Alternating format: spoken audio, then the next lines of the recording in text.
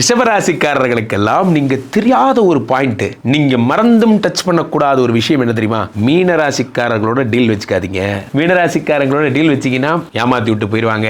நீங்க எதையாவது ஒரு தொழில் ஸ்டார்ட் பண்ணி கொடுப்பீங்க, அவன் டெவலப் ஆயிருவான், ஆனா உங்களை அதோ கையில விட்டுட்டு போயிடுவான். உங்களுக்கு ஆகவே ஆகாத ஒரு ஆளு. ஏன்னா நீங்க அசுரகுரு சுக்கராச்சாரியார், அவங்க தேவகுரு பிரகஸ்பதியோட பசங்க. இது உங்களுக்கு செட் ஆகாது. Point number 1. பாயிண்ட் நம்பர் 2, அப்பாவுக்கு அதிபதியாகப்பட்ட சனி பாதகாதிபதிங்கிறதுனால அப்பாவோட உடல்நிலை ரொம்ப ஜாக்கிரதையா இருக்கணும். 6 தாண்டி போற வேலை. இப்ப கர்நாடகால இருக்கீங்க, தமிழ்நாட்டில் வந்து பொழைக்கல, வேணாங்க, ஊருக்குள்ளே இருந்துக்கீங்க.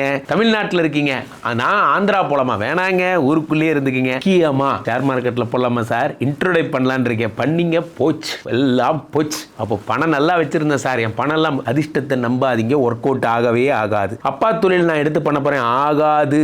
இட்லி கடை படத்துல வர்ற ராஜகிரன் தனுஷ் காம்பினேஷன் வேண்டாம் சார், அந்த காம்பினேஷன் வேற, அது உங்களுக்கு ஒர்க் அவுட் ஆகாது சார். அப்போ ரிஷபராசிக்காரர்கள் பாரம்பரிய தொழிலை பண்ண வேண்டாம், அது உங்களுக்கு ஒர்க் அவுட் ஆகாது. அப்படி பண்றதா இருந்தா உங்க மனைவி பேர்ல பண்ணிக்கோங்க, அல்லது வேற யார் பேர் பண்ணலாம், என்ன தெளிவா சொல்லுங்க சார், என்ன கான்டாக்ட் பண்ணுங்க, உங்களுக்கு என்ன வேணுங்கிறத நான் சொல்றேன்.